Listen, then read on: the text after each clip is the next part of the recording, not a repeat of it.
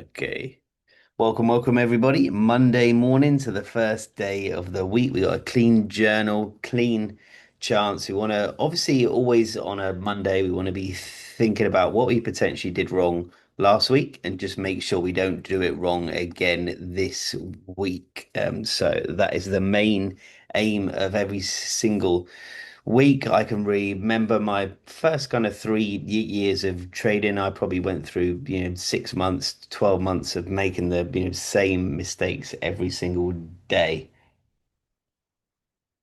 every single week, just it was a horrible, cycle. So make sure you always write down before we get started what you did last week that you weren't very happy with. And obviously just make sure that we don't do it again this week. So that's the main goal. Right, let's have a look at how the dollar has opened. A little bit all over the place. We obviously had a little gap up, last night, but struggling to break higher at the moment. We do have what I did this morning. I spent a bit more time. I've been up for hours. It feels like, but yeah, I kind of analysed the escalation risk. So I do think there's a little bit more chance of escalation at the moment than de-escalation, but we're pretty, neutral. And I know that doesn't really help because it doesn't help at all. But obviously, that is where we are at. There's not a lot that we can do about it. But obviously, that is where I cannot see dollar personally breaking below this 100. We had strong, strong jobs data Friday, and then we've also had, good employment data too. So, there's a little bit of strength, good strength coming into the US dollar, but then obviously there's a little bit of fear creeping in as well. Now, what we spoke about yesterday, all right, was that, yields hadn't caught up with the dollar. They're now starting to catch up. All right, if you look, yields are up 1% today, so or almost 1%, whilst dollar is about break even. So that's where we are kind of lying at the moment. But the interesting thing is the equities market has pumped a bit as well. Sorry, my Frenchie hasn't gone to the toilet yet this morning, so I'm just watching her like a hawk. Um, little little gremlins for anyone who has one. They're good laugh, but they're pretty useless. They're pretty useless. I had a Springer Spaniel before, and yeah, it's not good. Right, let's go through, what we've got to look at today. Like I always say, you just need to be aware of it. You don't need to understand it. Not really a lot of data to come out. We've had some Japan GDP, not good. Overall, not brilliant. So, you know, the only thing I'd like is the adjusted current account data. That's going to put a little bit less pressure on, them intervening in their own currency. But apart from that, we've got nothing else. Let's have a little look at what we've got lined up. We've got imports, exports. We obviously know potentially these might get hurt. We got Atlanta GDP tomorrow. Let's just do a quick update because I think I forgot to do it. We've also got inflation data, CPI data. This is going to be quite key, and I do think the week is going to build up to Wednesday because obviously high inflation is going to keep interest rates for the dollar higher. So it doesn't really matter about employment. This is, probably the key news of the week. I'm also interested, and I'll tell you a bit of a story about CAD. So I always like to, although I don't trade CAD, I always monitor it because they seem to be one step ahead. They seem to start the trend for everyone. They were the first economy to start cutting interest rates after COVID, and then everyone kind of tailed off, and followed on. So these are the type of things that you need to kind of notice. No one can teach you these. You just got to go back and kind of look through everything. But yeah, Canada is normally kind of the pinnacle point of anything turning. Like I can pretty much guarantee they will be the first ones to reduce interest rates. Even though they're pretty low at the moment anyway. So it's always interesting to see how Canada's getting on. We then got an interest rate decision for euro. Followed up with some more employment data for the US, and then on Friday we got some GDP for the pound. The pound is doing okay, not great. So right, in regards to our trades, we chose obviously Aussie as one. Now, remember, we're obviously not, I'm not one to buy from the bottom to then, sell. I know quite a few of you. What you do, I don't recommend it, but you buy into my, zones, all right? Because normally, 9 times out of 10, these, zones are hit. So it isn't a bad way to trade it actually if you look at it from a different point of view. But obviously all I'm doing here is looking to sell, and I'm looking to sell from the most realistic price. Obviously my ideal price would be about here.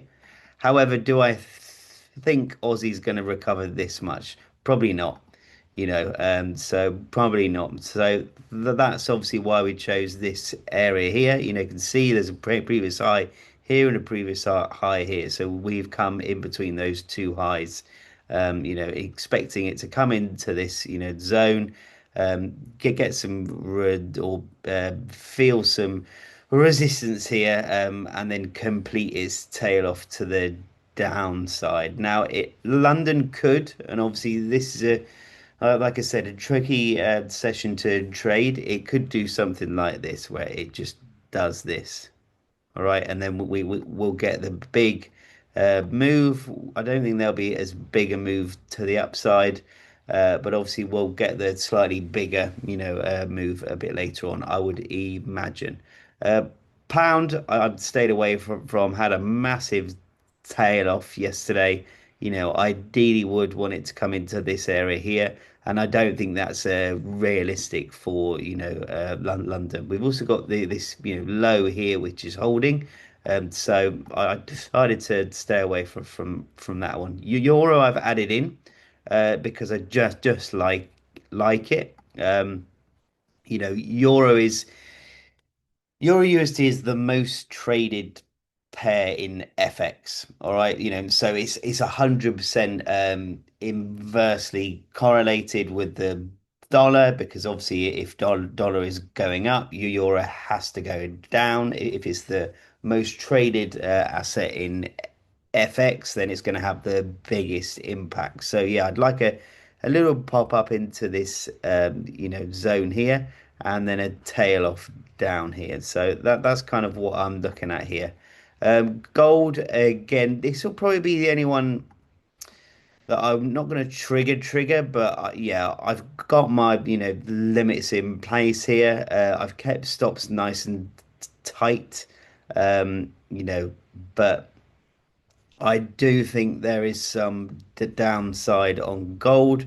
I actually think we could come and hit this here, because I can't see, unless there's an escalation, sorry, a de-escalation, which I can't see happening this week, because I mean, I kind of don't blame Iran. I've got a bit of a different stance on, nuclear weapons. I guess it's a bit equal, rights really, but I don't see, why a particular country, and it's happened with a few countries. They've been, labeled as almost irresponsible. And obviously this is only my, views here, but I don't see, if you're not going to use a nuclear weapon, why should we have one? Why should China have them? Why should Russia have them? Um, and obviously other countries can't. Fair enough. If they're going to use them, then that's a totally different story. But I've not read any headlines of anyone ever using any, nuclear weapons, because I think if they did, the war, pretty much the world would be over, So it's a horrible thing, but I don't think they're gonna agree. They obviously might agree if eventually, but obviously I don't think at the moment they're going to agree. But who knows? That's just I'm just obviously one person, and that's yeah, just my view. I'm kind of had enough of Trump trying to bully everyone. But and it's just it's causing everyone disruption. Yes, the dollar's strong, but it's strong not on the back of strength. It's strong on the back of fear, worry, and trade. But yeah, anyway, that's enough of my, speech. USDJPY, I've edited this, slightly. I really, really, like this. I don't think there's as much pressure. I do think that before any kind of intervention happens from Japan, I think this area will get hit, So that's why I'm a little bit more confident. We're obviously trending nicely too. You can see here, nice trends here. So we should be coming back into this area to then obviously hopefully tail up and hit this high here. That's what I'm looking at here. So I'm just gonna get rid of that for now. There we go. So that is about it from me this morning. Does anyone have any questions?